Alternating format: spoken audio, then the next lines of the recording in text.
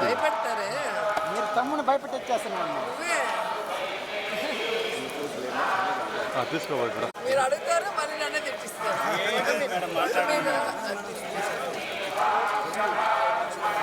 మాట్లాడండి మేడం, మాట్లాడేంత వదిలేదు.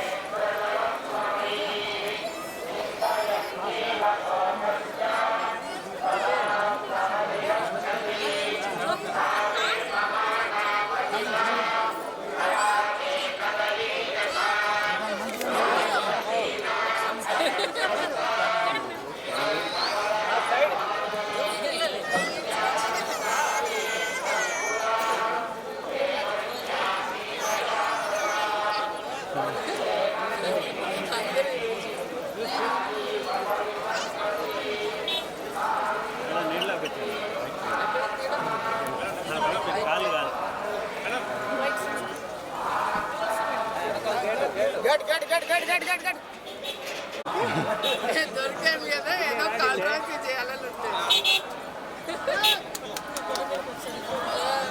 మాట్లాడుతుందా లేదా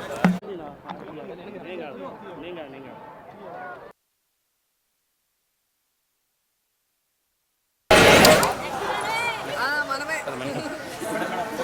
madam.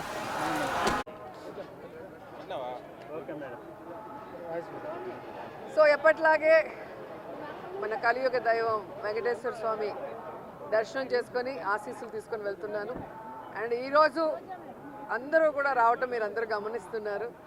And June 4th results వస్తున్నాయి కాబట్టి ప్రజలు మీడియా అంతా కూడా చాలా ఆతృతగా ఎదురు చూస్తుంది. ఎవరికి కావాల్సిన స్టోరీలు వాళ్ళు వండుతున్నారు అనేది మనం గమనిస్తూనే ఉన్నాం. నిన్ననే ఎగ్జిట్ పోల్స్ కూడా రావటం జరిగింది.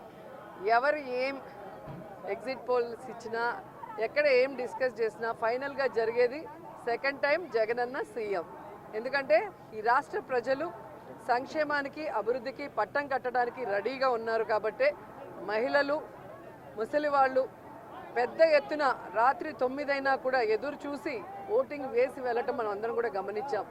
సో మనకి స్వాతంత్రం వచ్చిన తర్వాత ఇంత పెద్ద ఎత్తున సంక్షేమాన్ని అభివృద్ధిని ప్రజల కోసం అందించిన ఏకైక ముఖ్యమంత్రి జగన్మోహన్ రెడ్డి గారు. రాష్ట్రం విడిపోయి నష్టాల్లో కష్టాల్లో ఉన్నా కూడా ప్రభుత్వ బాధ్యతగా ప్రజలకి మంచి చేయాలి, రాష్ట్రాన్ని అభివృద్ధి వైపుకు నడిపించాలి అని చిత్తశుద్ధితో పారదర్శక పరిపాలన అందించారు. కాబట్టే ఈరోజు మేమంతా కూడా చాలా కాన్ఫిడెంట్గా ఉన్నామన్న విషయాన్ని మీ అందరికీ తెలియజేసుకుంటున్నాను.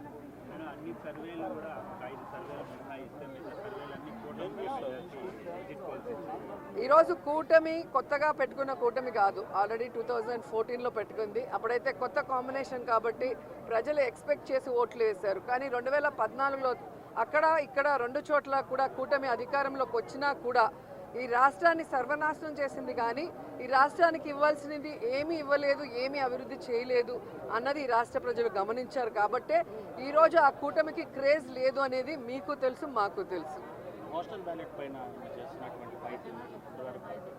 ఖచ్చితంగా ఈరోజు ప్రజలందరూ కూడా గమనించాల్సిన విషయం, వ్యవస్థలు ఏ విధంగా ఈరోజు చంద్రబాబు నాయుడు చేతిలో వాళ్ళు ఇష్టానుసారం చేస్తున్నారో మనం గమనిస్తున్నాం. ఆ విషయాల్ని ఇష్టానుసారం ఎలక్షన్స్ అప్పుడు మార్చేయటం, అలాగే కేసులు పెట్టించడం వైఎస్ఆర్సీపీ నాయకుల మీద.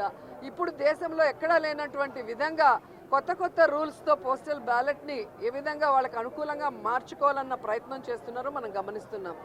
అదే చెప్తున్నా కదా, ఎవరెన్ని దొంగ ఆటలాడినా ఎవరెన్ని వ్యవస్థలను మేనేజ్ చేసినా ప్రజల మనసులో ఉన్న జగన్ గారిని చంద్రబాబు నాయుడు కాదు కదా, ఆయన పుట్టించిన ఖర్జూరపు నాయుడు కూడా మేనేజ్ చేసి మార్చలేడని కూడా ఈ సందర్భంగా తెలియజేసుకుంటున్నాం.